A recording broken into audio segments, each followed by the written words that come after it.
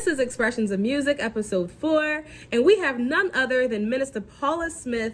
Welcome. We are so happy to have you. So why don't you start off by just telling our viewers a little bit about yourself? Hi, everybody out there in the world. I am a former music educator. I am a PK. I am a proud parent. I am a worshiper. I am a worship leader. But before all of those things, I guess I was a musician from the womb, I've been told. So that's me in a nutshell. Oh man, thank you so much for being on an episode. I've had the pleasure of sitting under your leadership. You guys can't see my face, but and it's been a pleasure. You've taught me so much. So what first got you into music? So it's definitely a bloodline thing. My grandfather, literally in his village, is what I would call it, makes drums, makes instruments, makes rhythm boxes, makes everything. All of my mother's side of the family is musically inclined, and some of my father's side as well. And so I just really came out of the womb. My mom would always encourage singing around the house, singing while she's in the kitchen, singing when we're bath time. I remember singing, so there was always music. As far as instruments specifically, I am the fourth child of 3 older brothers, and they play drums, 2 out of 3 of them. And I was the baby. I wanted to do what my brothers did, and I was told girls couldn't do that. So that just made me want to do it even more. So that's how that kind of came about.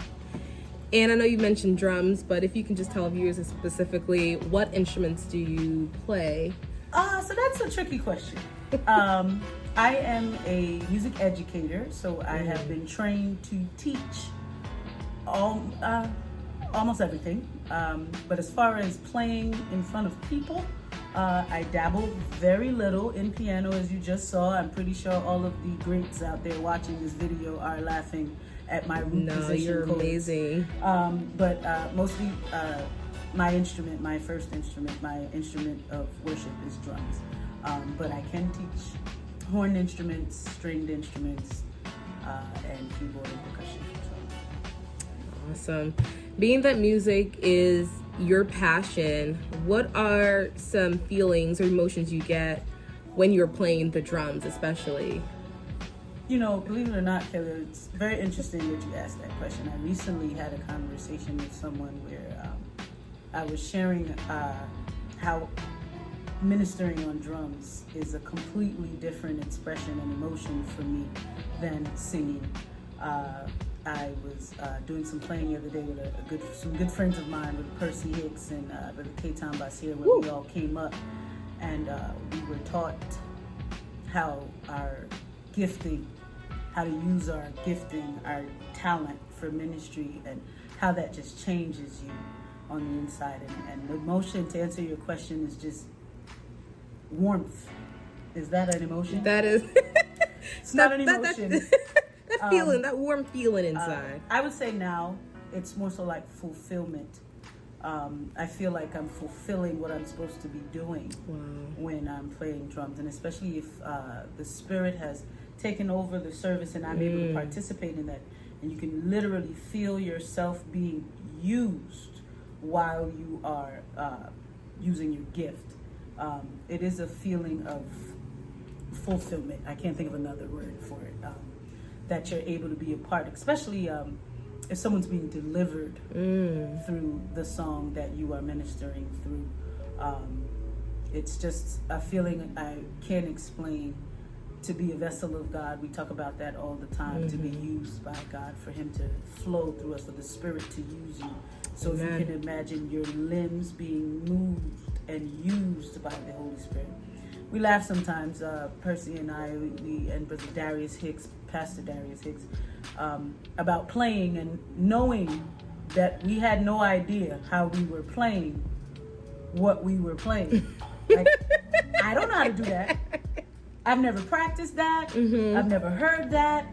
But in the midst of the Spirit moving, you find yourself playing things that you just are not capable of doing, and that feeling of wow, you're using me. Wow. You know?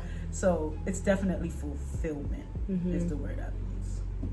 Music is such an important ministry, and this next question, I know it's a big one because you are not only a musician, but you are a female musician.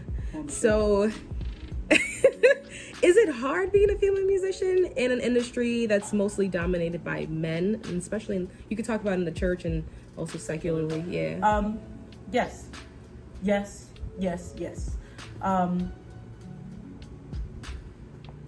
The expectations are different for you. It's more so a matter of, oh, you're cute.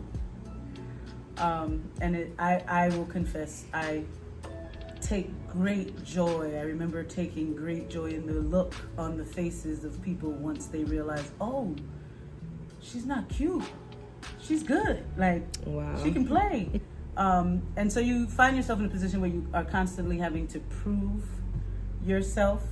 And it takes some time to become that person that realizes, in the gospel industry, you have to get to the point where you realize, I'm not doing this for you. I'm playing for the glory and honor of God, so I'm not proving anything. But in the secular industry, it's a constant matter of proving that I'm a serious musician. This is not a gimmick, so to speak. And there are other components and struggles to it. You're a female, people have certain affinities for female musicians. They feel as though they're in love with you now because, oh my God, a female drummer, oh my God. And so you have to be able to ward that off. So yes, I would say at the same token, male musicians deal with those kind of approaches as well. But guys can handle that a lot. Is the word better? Differently than females can. So I always had to have my travel buddies with me to make sure I made it to my car. Shout out to all the female musicians out there. Shout out to you guys. You guys are amazing. And I'm so happy, that I have the pleasure of just knowing a female musician. So guys, we'll be right back. We're going to show you a few clips of Minister Paula doing her thing. Stay tuned.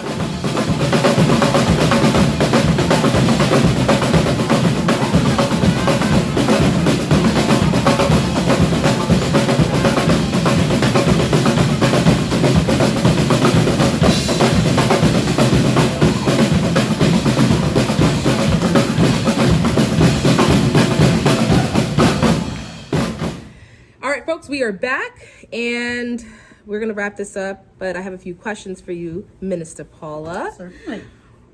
What's something you learned early on in your experience with music that made you a better musician today? If it doesn't feel good, it ain't right. I'm sorry, let me speak correctly. If it doesn't make you move or cause an emotion, then you should keep trying. It should be something that the listener can feel. It should be a conversation between the musicians. We should be doing it together. We should be creating together. And if it doesn't feel good, it's not right. It's not right. If it doesn't feel good, it's not right. I hope y'all got that, okay? But not only are you a musician, but a singer, worship leader, and director of your local church and region. How do you create balance between all of these positions? There is none. There is none. So, not necessarily balance, but I kind of use the model of expansion. So, I do it at my local church first. Okay. I try to introduce it on district level, somehow, some way, a concept. And if it succeeds on those two levels, then we take it to the regional level. There's no way to really balance them. It's a lot. But, for instance, a song. Let's say there's a song that I'd like us to do at a regional convention. I'll introduce it to my local church and see how that goes. Recognizing, however, that my local church does not represent the body of the region. So then you move on up and you try it at the district level. It might be a song that comes up at our D-Sharp event or at a unity meeting or something like that. So you try to come up with strategies and plans. And the most important thing is no man is an island. I have a team for everything I do. I just kind of sit there and nod. Everyone thinks it's me.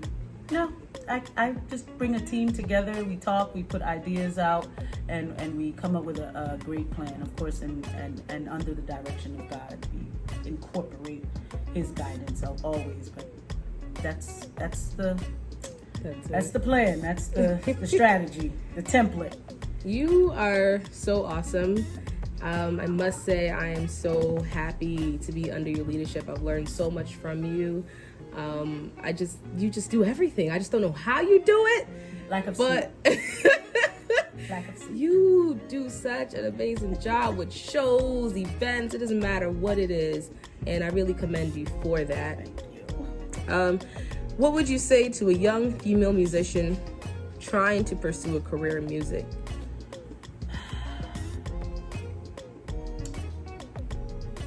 Learn your technical stuff. Learn to read sheet music for drums. Learn to play piano and be able to carry a note. When playing drums, I've aged, and I enjoy watching my younger brothers play, Michael and Paul and Dondre and all these young guys that are changing the game and killing it. But I always was able to be a little more tasteful when I was younger because I sang. I knew the nuances. I knew that, the singers were about to break. So I could set it up. And I wouldn't have been able to do that except for the fact that I could sing. Or I knew that, we're about to go to the 5 chord, so I can do something here. And everybody be like, and it's like, it's so... no, I just happen to know a little bit about piano or know a little bit about singing. So I would say, don't only focus on drums. Make sure you diversify. Make sure that you have an understanding of chords and structure and an understanding of parts and harmony and singing, melody lines and such. So that when you're on the drum set, you're not just drums. Your drums are an orchestra that you're interweaving with the rest of what's happening in the song. So, hey, this tom will work right here and this cymbal will work right here. So placement is everything. Placement is key. And please don't forget, if it doesn't feel good, it ain't right. Okay. Anything to say about worship, teams, singing? Practice. That's one of the things that's been coming up a lot, that as I try to serve our region, I reach out to find out, hi guys, what is, anything that I can help. And the biggest complaint I get is that a lot of the teams don't practice together. And then the ones that do not necessarily practice correctly. So for those who are not practicing, practice makes perfect. If you don't come together and even if it's just singing Amazing Grace so that you develop a cohesion, you develop a blend, then what's going to happen on Sunday morning is what you get. You didn't put any time in, you're not going to get anything out. As far as those who do practice, try to practice correctly. Don't just go there and sing and go home. Take the time. I know sometimes people come to rehearsal and it's like, all right, well, we got 20 minutes, let's go. No, let's figure out these parts. Hopefully you would have gotten the parts ahead of time and you listened to it and now it's here. Ask questions. I don't know my part. I know it's embarrassing, but can you sing it for me again? Record it on your phone, listen to it. So all of those little things will help. So practice, and of course, don't forget to incorporate prayer and fasting into your worship team's regiment. Whether it be together and separate, something has to be done with those two things. Prayer and fasting and worship go together. Tie them all together. I think that's it. Thank you so much. Thank been you, a Sister pleasure. Kitty, for having me. And I want to say it's been an honor to see you since you were like a teenage girl.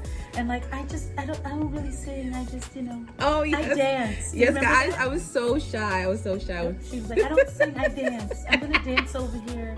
And I was Well, like, look at me what? now. And now she's like, I broke out of my shell.